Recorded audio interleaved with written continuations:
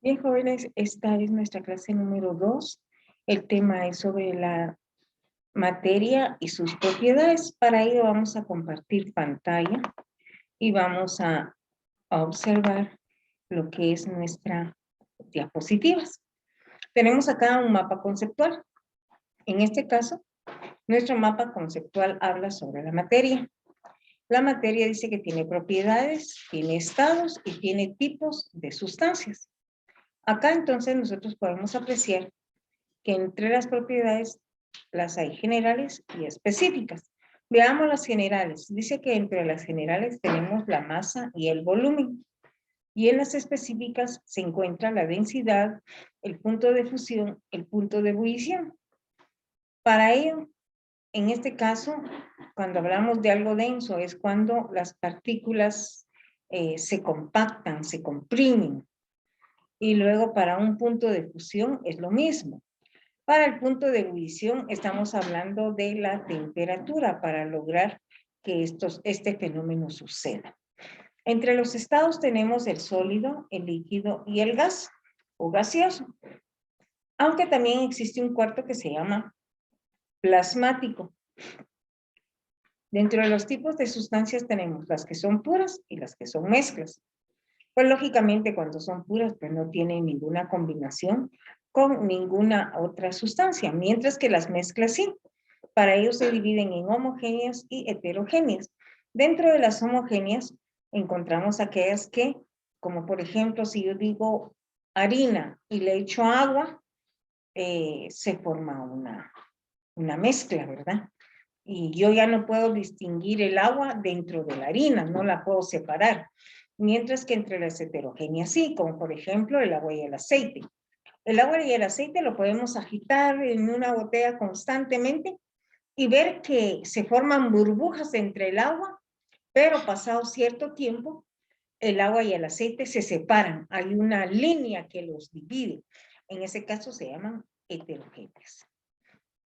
Bien, veamos entonces ahora lo que es la segunda diapositiva. Dice la materia.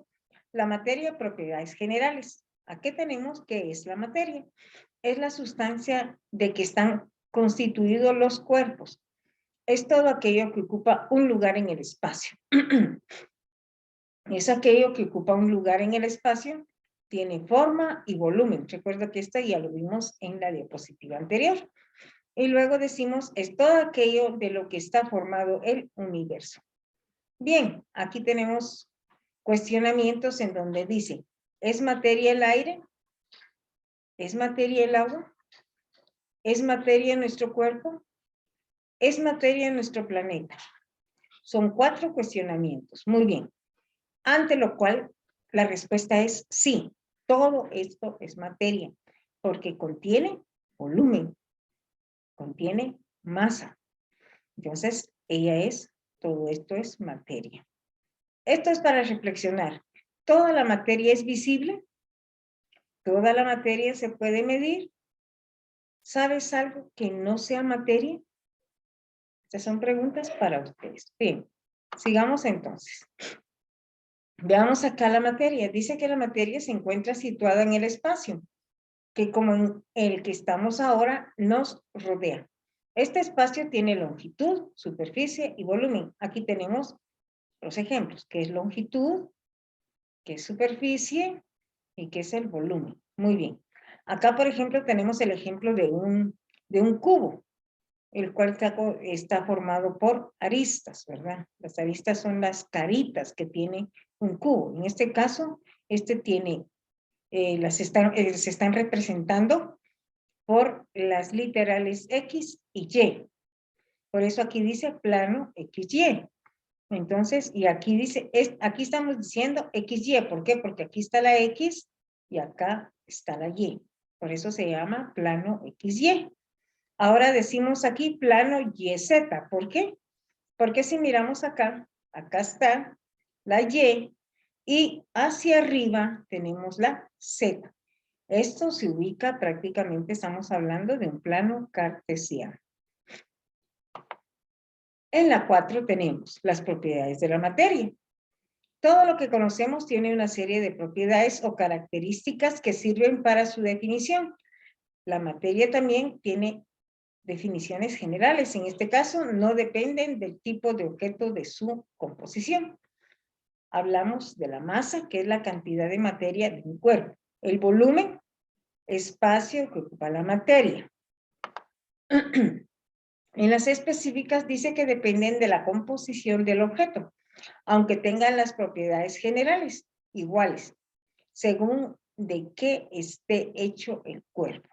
Para ello dice que pueden ser específicas en densidad, en el punto de fusión, en el punto de ebullición. Cuando hablamos de fusión es cuando las partículas se compactan. En el caso de la ebullición, podríamos hablar del agua cuando hierve, ¿verdad? Está a más de 100 grados Celsius para que esto se logre. Entonces, al estar hirviendo el agua, pasa a un estado gaseoso, de líquido a gaseoso, por el vapor del agua, ¿verdad? En la quinta, entonces, tenemos la materia, sus instrumentos y unidades de medida. Esto solo lo vamos a hablar así brevemente y a mencionar porque esto se mirará en un tema específico. Las características de la materia antes vistas son magnitudes, porque se pueden medir. Las magnitudes se expresan a través de las unidades y se realiza su medida a través de instrumentos de medida. Aquí tenemos una tabla en donde hablamos de lo que es la magnitud, el instrumento de medida y las unidades que se utilizan. Por ejemplo, en la masa, lo que vamos a utilizar va a ser la balanza. Y la unidad de medida que utilizamos es el gramo. Puede ser el gramo, puede ser el miligramo, o puede ser la onza, o puede ser la libra. Eso va a depender del sistema que se utilice también para poder realizar estas conversiones de unidades de medidas. Aquí el volumen dice que se mide el instrumento que utiliza la probeta, como en este caso, aquí lo tenemos. Y su unidad es el centímetro cúbico. La temperatura, el termómetro, acá lo tenemos. Y su medida es el grado centígrado Celsius, aquí lo tenemos. Este cero que se mira como un exponente arriba de la C, él es un índice, en este caso está indicando los grados y la C significa Celsius. La densidad, balanza y probeta. Quiere decir que para eso se utiliza la balanza, ya sea este tipo de balanza, esta otra que es más moderna, o la probeta. Y se utiliza el gramo o centímetro cúbico. Veamos. La materia también dice que tiene una transformación de unidades. El sistema métrico decimal utiliza el metro como unidad de referencia. Prácticamente aquí lo que se utiliza es el metro, dice. Y aquí lo tenemos en escalón. Hasta empezamos con el milímetro y llegamos hasta el kilómetro. Acá también tenemos en esta tablita el Sistema Internacional de Medidas. Ese lo miraremos más específicamente en el otro bloque. La materia, dice que aquí tenemos un mapa conceptual en donde dice que experimenta cambios de estado. Y estos experimentos de cambio de estado se relacionan con la temperatura. Una, cuando la temperatura aumenta y otra cuando la temperatura disminuye. Veamos aquí, dice que cuando aumenta se da la fusión.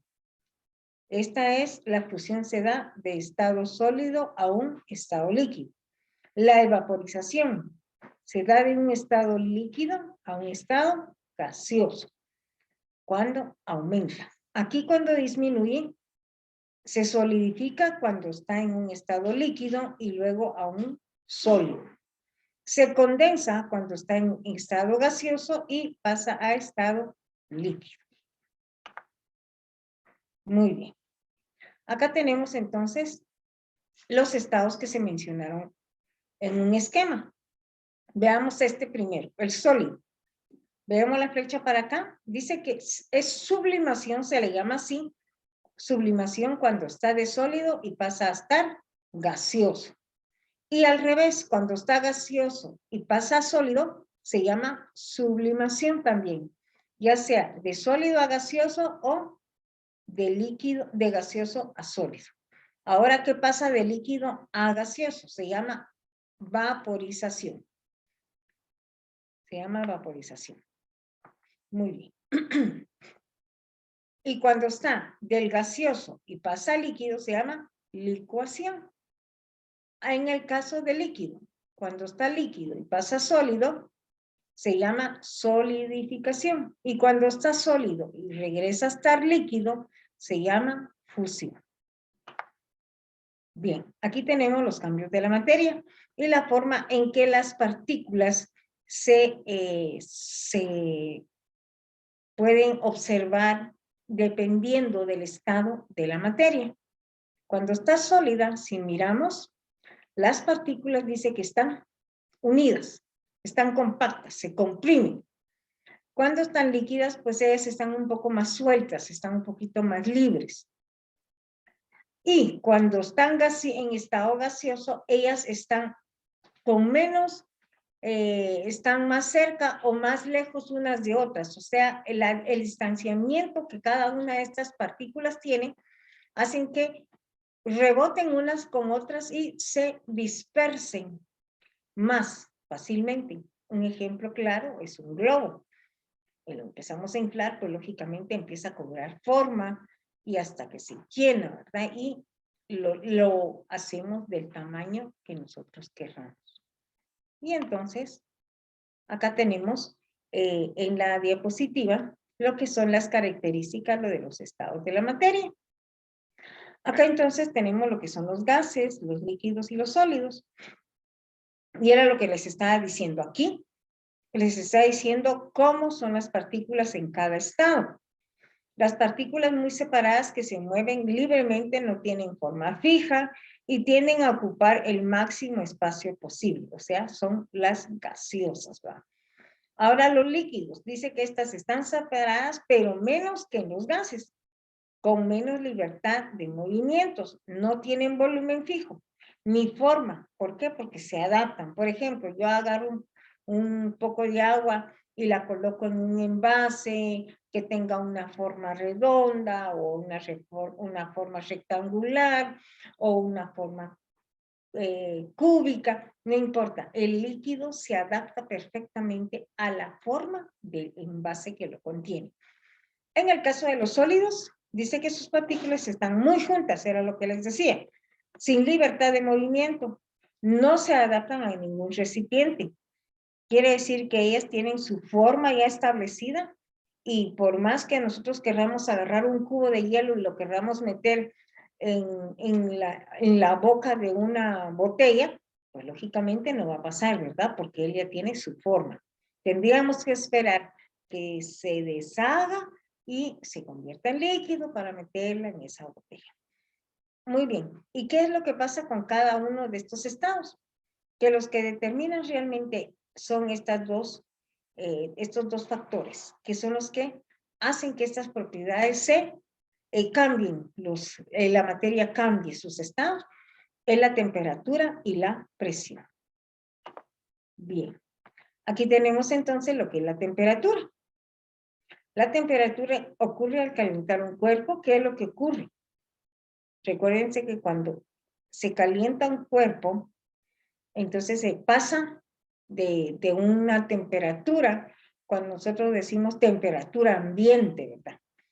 Y luego, si la colocamos, por ejemplo, el agua la colocamos en una olla y la ponemos en una hornilla de una estufa, lógicamente ella va a empezar a cambiar su temperatura, ¿verdad? Empieza a subir su temperatura hasta lograr el punto de ebullición.